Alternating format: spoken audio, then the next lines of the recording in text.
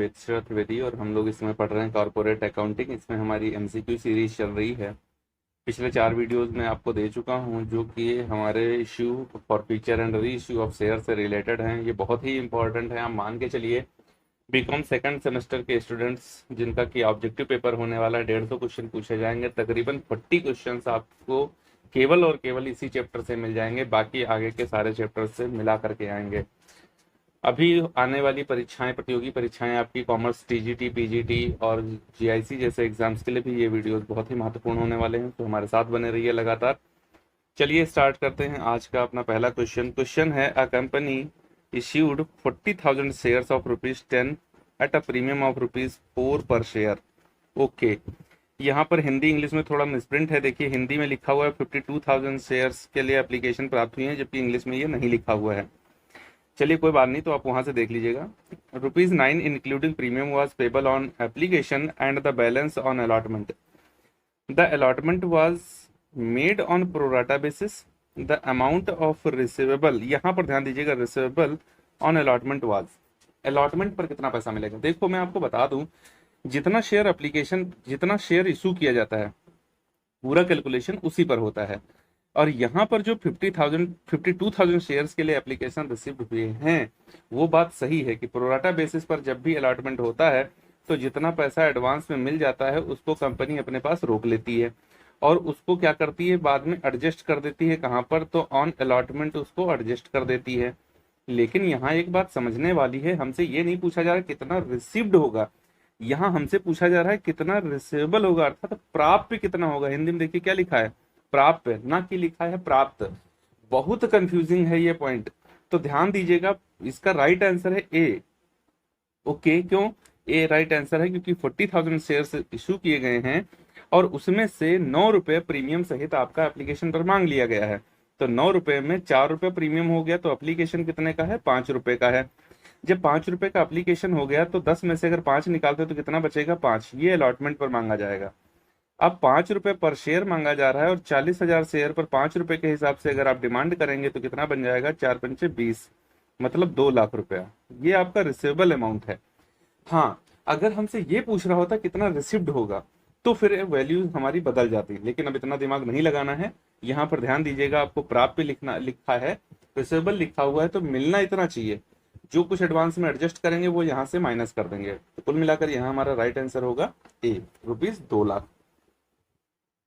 Next question है हमारा, if vendors are issued fully paid up share of ₹1 lakh in consideration of net assets. इनसे कुछ संपत्ति खरीदी गई है in net assets of ₹1,20,000, balance 20,000 will be credited to. देखिए इसका बहुत ही सिंपल तरीका एक बता दे रहा हूं, क्योंकि आगे आने वाले भी जो मैं वीडियोस दे रहा हूं आपको, इसमें 3-4 क्वेश्चन इससे रिलेटेड आएंगे। गुडविल कैपिटल रिजर्व के आपके एग्जाम में भी, मान लीजिए टीजीटी पीजीटी वाले एग्जाम में, आपके टीजीटी और पीजीटी एग्जाम में भी कम से कम एक क्वेश्चन इसका बिल्कुल पक्का मान लीजिए, जिसमें आपसे पूछेगा कि ये गुडविल है या कैपिटल रिजर्व है। और अगर मैं बीकॉम के सेकंड सेमेस्टर के स्टूडेंट्स की बात करूं तो यहाँ से कम 4 से 5 क्वेश्चन आपसे पूछे जाएंगे, जिसमें आपसे पूछेगा ये बताओ कैपिटल रिजर्व है या गुडविल है। तो बहुत ध्यान से समझिएगा। देखिए एक जो बैलेंस शीट आप बनाते हैं, तो बैलेंस शीट में एक होता है लायबिलिटी और एक होता है असेट्स। नियम क्या है कि ये दोनों बराबर होने चाहिए। ओके, बस हमको बराबर ही करना है। अब अगर इधर बैलेंस हमारा ज्यादा है, यहाँ कम हो रहा है, तो फिर इसको बराबर करने के लिए हम लोग कैपिटल रिजर्व लेंगे। और अगर यहाँ ज्यादा है यहाँ कम है, तो इसका बैलेंस बराबर करने के लिए हम लोग गुडविल लेंगे। ओके, क्योंकि goodwill is the part of assets and capital reserve is the part of liability. तो चलिए अब यहाँ पर देखते हैं हम लोग, यहाँ क्या कहा है, if vendor are issued fully paid share of ₹1 lakh in consideration of net assets of ₹1,20,000। देखिए 1,20,000 रुपए के प्रतिफल में, है ना, कितना? 1,20,000 रुपए की शुद्ध संपत्तियां मिली। तो एसेट्स हम लोग देख लेंगे यहाँ पर कितने की मिल रही हैं, 1,20,000 की मिल रही हैं। लेकिन जो शेयर्स इशू किए गए हैं, जो शेयर्स इशू किए जाते हैं वो लायबिलिटी होती है। वो कितने इशू किए गए हैं? 1 लाख रुपए के इशू किए गए हैं। तो देखो यहाँ पर कितना है, 1,20,000, और यहाँ पर कितना है, 1 लाख। तो हमको 20,000 यहाँ पर बढ़ाने पड़ेंगे, तब मेरी लायबिलिटी और एसेट्स दोनों बराबर हो पाएंगी। तो ये जो 20,000 यहाँ बढ़ाएंगे, कहाँ बढ़ा रहे हैं हम? तो इसको लायबिलिटी में बढ़ा रहे हैं। अब अगर लायबिलिटी में हम कुछ भी ऐड करते हैं तो वो बनेगा क्या, हमारा कैपिटल रिजर्व। सो यहाँ पर कैपिटल रिजर्व अगर कहीं ऑप्शन है तो वही सही है। हाँ, बी ऑप्शन है capital reserve account. So B is right answer. Okay, उम्मीद है आपको बात समझ में आ गई होगी और ऐसे समझे होंगे कि आगे कोई भी क्वेश्चन आएगा तुरंत फटाक से निकाल लेंगे। कैसे निकालेंगे, एसेट्स और लायबिलिटी पर फोकस करके। चलिए नेक्स्ट क्वेश्चन है हमारा, if vendor are issued fully paid up shares of rupees 3,50,000, कितना इशू कर रहे हैं, issued fully paid up share of rupees 3,50,000 in consideration of net assets rupees 3 lakh, balance 50,000 will be transfer. अब देखो उसका जस्ट अपोजिट क्वेश्चन पूछ दिया है। यहाँ पर शेयर कितने के इशू किए गए, देखो फुल्ली शेयर्स कितने के इशू किए गए, 3,50,000 रुपए के शेयर इशू किए गए। तो यहाँ पर ये आपका लायबिलिटी बनेगा, ये आपकी लायबिलिटी बनेगी। और एसेट्स कितने की आ रही है आपके पास में, तो एसेट्स आ रही है इन consideration of net assets rupees 3 lakh. Assets कितने की आ रही है, 3 लाख की आ रही है। अब बताओ लायबिलिटी ज्यादा है एसेट्स ज्यादा है, तो आप कहेंगे सर लायबिलिटी ज्यादा है। कितनी ज्यादा है, 50,000 रुपए की लायबिलिटी ज्यादा है। तो मैंने 50,000 कहाँ बढ़ाया, एसेट साइड में बढ़ाया। क्यों बढ़ाया, ताकि इसको और इसको मैं बराबर कर सकूं। अब अगर एसेट्स में हम कुछ भी बढ़ा रहे हैं तो उसको क्या कहेंगे, गुडविल कहेंगे जी। तो यहाँ पर हो गया हमारा A answer is right, goodwill account है ये। ओके, बात क्लियर, जी हाँ क्लियर हो गई। नेक्स्ट क्वेश्चन, नेक्स्ट क्वेश्चन है, when shares are issued to the promoters in consideration of their services which account will be credited। देखिए अब यहाँ पर क्वेश्चन आपसे पूछा जा रहा है कौन सा अकाउंट क्रेडिट किया जाएगा। तो क्रेडिट तो भैया शेयर कैपिटल अकाउंट ही किया जाता है। कभी भी आप शेयर इशू कर रहे होंगे तो शेयर कैपिटल अकाउंट ही क्रेडिट किया जाएगा, दूसरा अकाउंट क्रेडिट हो नहीं सकता। बात क्लियर हो गई, जी हाँ एकदम क्लियर हो गई। कभी नहीं भूलेंगे, बिल्कुल नहीं भूलेंगे। जब भी शेयर्स इशू कर रहे होंगे, अगर वेंडर्स को शेयर इशू कर रहे हैं तो एंट्री होती है वेंडर्स अकाउंट डेबिट, अकाउंट लगाए ना लगाए vendors debit to share capital account. अगर अंडर राइटर्स को इशू किए जा रहे हैं तो underwriters account debit to share capital account. और अगर ये प्रमोटर्स को इशू किए जा रहे हैं तो goodwill account debit to share capital. ये क्वेश्चन बहुत सिंपल इसने पूछ लिया। हाँ, इसको पूछना चाहिए था कौन सा अकाउंट डेबिट किया जाता है, तो आंसर अच्छा हो जाता। बहुत सारे बच्चे ए वाला ऑप्शन ले लेते, promoters debit to share capital account कर देते, जबकि गलत हो जाता। प्रोमोटर्स को अगर शेयर इशू किए जा रहे हैं तो प्रोमोटर्स से हमने सर्विसेज ली हैं। प्रोमोटर्स प्रोफेशनल लोग हैं जो कंपनी को निर्माण करने का काम करते हैं। तो प्रोफेशनल लोगों को जब भी शेयर्स इशू किए जाते हैं तो उसके लिए उनकी गुडविल को डेबिट किया जाता है। क्या डेबिट किया जाता है, goodwill account debit to share capital account, to share capital account, ये एंट्री की जाती है। तो अगर डेबिट पूछते तो बहुत अच्छा क्वेश्चन बनता, नहीं पूछा कोई बात नहीं, आप ध्यान रखिएगा। प्रोमोटर्स को शेयर इशू किया जाए तो कौन सा अकाउंट डेबिट किया जाता है, गुडविल अकाउंट डेबिट किया जाता है। क्रेडिट कौन सा किया जाता है, सो बहुत सो सिंपल है, B right answer, share capital account को ही क्रेडिट किया जाता है। नेक्स्ट क्वेश्चन है हमारा, when shares are issued to underwriters which account will be credited. फिर से हमारा सेम क्वेश्चन है यहाँ पर, बिल्कुल वही, कौन सा क्रेडिट किया जाता है, शेयर कैपिटल अकाउंट को क्रेडिट किया जाता है। डेबिट करने को पूछते तो फिर हम लोग अंडर राइटर्स को डेबिट करते हैं, डेबिट नहीं पूछ रहे हैं, क्रेडिट पूछ रहे हैं, शेयर कैपिटल को क्रेडिट किया जाता है। Next question, Birla limited acquire assets worth ₹15 lakhs from Tata Limited by issue of shares of ₹100 each at a premium of ₹25. The number of shares issued to settle the purchase consideration will be। Most और most important question है ये। इस type के अगर मैं BCom second semester की बात करूं तो कम से कम 4 से 5 क्वेश्चन आपसे पूछे जाएंगे, और अगर मैं टीजीटी पीजीटी जैसी बात करूं तो फिर एक क्वेश्चन इसका पक्का मान लो आ ही जाएगा। तरीका क्या है, सबसे बहुत सिंपल तरीका बता रहा हूं। नंबर ऑफ शेयर बराबर, यहां पर आप क्या करिए, वैल्यू ले लीजिए आप, value of assets upon par value plus premium minus discount. बस ये फॉर्मूला ले लीजिए, इससे आपका पूरा कैलकुलेशन हो जाएगा। कोई भी क्वेश्चन आए, चाहे जैसा क्वेश्चन आए, बस यही लगाना, आंसर आ जाएगा। जैसे नंबर ऑफ शेयर के लिए सबसे पहले देखो मैंने क्या लिखा, वैल्यू ऑफ एसेट्स। एसेट्स में कितने की ले रहा हूं, 15 लाख रुपए की एसेट्स ले रहा हूं। ओके जी, हाँ जी, एकदम 15 लाख रुपए के सेट्स आ रही हैं। शेयर्स कितने रुपए वाले इशू कर रहे हैं? तो 100 रुपीज वाला शेयर इशू कर रहे हैं। कितना प्रतिशत प्रीमियम पर इशू कर रहे हैं? तो 25% प्रीमियम है। प्रीमियम को क्या करेंगे हम लोग? ऐड करेंगे। तो 100 रुपए का 25% कितना हुआ? 25 रुपए प्रीमियम हो गया। तो इसका मतलब है कि 15 लाख रुपए आएंगे, देना है मुझे 15 लाख रुपए। ओके। और 125 रुपए का एक शेयर इशू होगा। बस डिवाइड कर दो, हो जाएगा। 25 से इसको डिवाइड करो, 25 पंचे 125, और 25 का 150। फिर यहाँ पर बचे 0 4। ओके, नीचे बचा है 5। कितना आ जाएगा? 12 से इसको काट दो, 5 से इसको काट दो, तो 5 और 12 पंचे 60 होता है। तो 12, 3 जीरो आ गए। यहाँ देखो 12,000 का आंसर होगा। ये देखिए, अब 12,000 शेयर्स इशू किए जाएं तो फिर हमारा परचेज कंसिडरेशन एकदम पक्का पक्का हो जाएगा। अभी अगर आपको विश्वास नहीं आ रहा है तो फिर और थोड़ा डिटेल में करके मैं आपको बता दे रहा हूँ। देखो भैया, 12,000 शेयर अगर 100 रुपए वाले आप इशू कर देंगे तो आपको 12 लाख रुपए तो ये सीधा सीधा ऐसे मिल जाएगा। और 12 लाख रुपए का 25% कितना होता है जी? तो 3 लाख होता है। इतना प्रीमियम के माध्यम से मिल जाएगा। टोटल कर दें तो कितना हो जाएगा? 15 लाख हो जाएगा। हमको पेमेंट कितना करना? 15 लाख का करना। हो गई ना बात खत्म?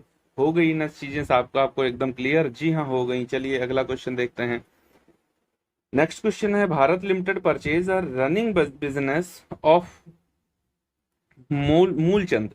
In place of each the company discharge the purchase consideration bye issue of equity share of ₹10।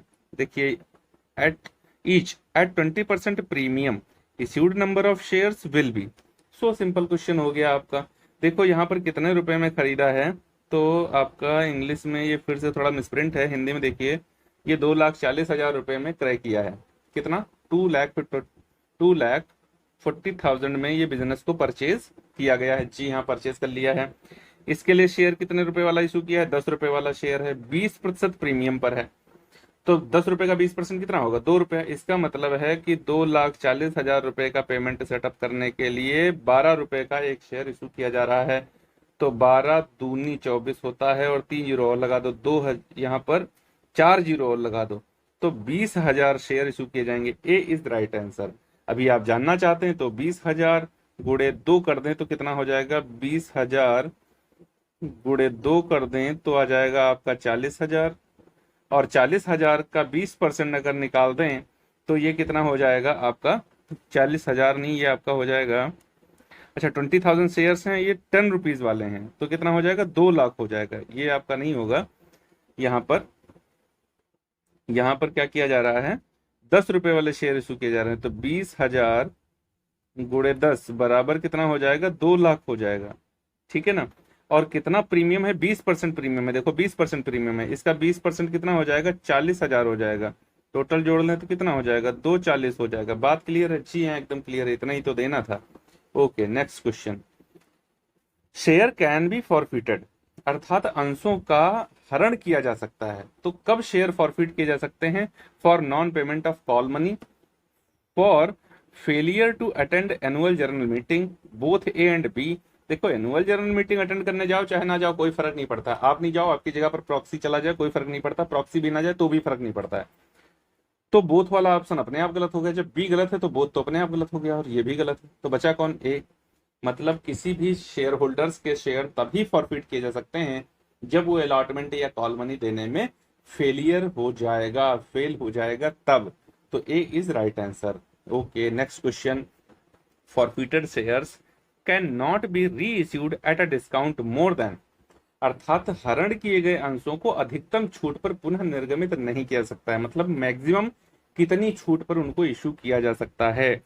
तो देखो, amount forfeited, okay, 20% of face value, ये तो हो ही नहीं सकता, ऐसा कुछ नहीं होता है। Not less than the amount forfeited, okay, ये भी नहीं होता है। No registration, okay. यहाँ पर ए वाला ऑप्शन राइट है आपका, क्योंकि क्वेश्चन में पूछा जा रहा है forfeited shares can not be reissued at a discount more than, मतलब हरण किए गए अंशों को अधिकतम कितने छूट पर निर्गमित किया सकता है, या अधिकतम कितनी छूट से ज्यादा पर निर्गमित नहीं किया सकता है। अब जरा इसको समझ लो, क्वेश्चन बहुत घुमा रहा है। मान लो कंपनी ने 2,000 शेयर्स को फॉरफिट किया है, जिन पर 10 रुपए में से 6 रुपए प्राप्त हो गए थे। ठीक है, ₹4 नहीं मिल पाए थे। तो जब 2000 शेयर्स थे जिन पर ₹6 मिल गया था, तो कंपनी ज्यादा से ज्यादा फॉरफिट क्या कर सकती है? भैया जो तुमको मिल गया है वही तो हरण कर लोगे, और क्या उसके घर से छीन लाओगे? तो ये ₹12,000 कंपनी को मिल गया है उस व्यक्ति के शेयर्स को हरण करने पर, फॉरफिट करने पर। अब कंपनी जब इसके शेयर्स को री इशू करेगी, तो ये देखो 2000 शेयर को री इशू करेगी ना, तो री इशू कितनी वैल्यू पर कर सकती है? री इशू इनको ₹4 पर कर सकती है। मतलब यहां से केवल ₹8,000 कंपनी प्राप्त करके इनको री इशू कर सकती है। तो मैक्सिमम डिस्काउंट कितना दे सकती है? ये वाला डिस्काउंट दे सकती है जो उसने फॉरफीचर पर प्राप्त कर लिया है। क्योंकि कंपनी ने 2000 शेयर इशू किए थे ₹10 वाले, तो कंपनी को कुल मिलाकर कितना चाहिए था? 20,000। 12 यहाँ मिल गया है, अगर 8 यहाँ से और मिल जाए तो कितना हो जाएगा? 20,000। तो इसका मतलब है कंपनी कुल मिलाकर के री इशू कर सकती है फॉरफिटेड शेयर्स को उतना डिस्काउंट देकर जितना उसको फॉरफीचर पर ऑलरेडी मिल चुका है। बात क्लियर हो गई है? ये बहुत इंपॉर्टेंट, बहुत टीजीटी पीजीटी सब के लिए बहुत इंपॉर्टेंट क्वेश्चन है, मोस्ट मोस्ट मोस्ट इंपॉर्टेंट है। चलिए देखते हैं अगला question. When shares are forfeited, the share capital account is debited by। देखो अभी मैंने बताया, जब कंपनी अपने शेयर्स को फॉरफिट करती है तो ये पूछ रहा है कि share capital account debited bye, कितने से डेबिट किया जाता है? तो यहां पर आंसर होता है आपका called up amount. Called up amount कितना? कॉल्ड अप अमाउंट जितना कॉल किया गया। जैसे मान लो कंपनी अपने 2000 अंशों का हरण करने जा रही है, जिस पर अभी केवल ₹8 ही मांगा है, और ₹8 में से ₹4 मिल चुके हैं, तो कंपनी डेबिट करेगी अपने शेयर कैपिटल अकाउंट को कितने से? 16,000 से डेबिट करेगी। बात क्लियर है? 2000 गुणे 8 इतने से उसको डेबिट करेगी। बात क्लियर? हाँ एकदम क्लियर है भाई। फिर फॉरफिट कितना करेगी? तो 8,000 फॉरफिट कर लेगी, क्योंकि 2000 गुणे 4 8,000 दे चुका होगा, और 8,000 यहाँ पर दे नहीं पाया होगा। तो ये पूरी एंट्री बनेगी आपकी share capital account debit 16,000, to share forfeiture account 8,000, to calls in arrear 8,000। Okay, बात क्लियर है? जी हाँ। तो आज वाला वीडियो हम यहीं पर खत्म करते हैं। हम लोग मिलेंगे फिर अपने अगले वीडियो में, जहां पर अगले 10 क्वेश्चन हम लोग देखेंगे उनको कैसे सॉल्व किया जाता है। उम्मीद है ये वीडियो आपको अच्छा लगा होगा। अगर अच्छा लगा है तो इसे लाइक भी करें और अपने दोस्तों के साथ में साझा भी करें। मिलते हैं अपने अगले वीडियो में, तब तक के लिए जय हिंद दोस्तों।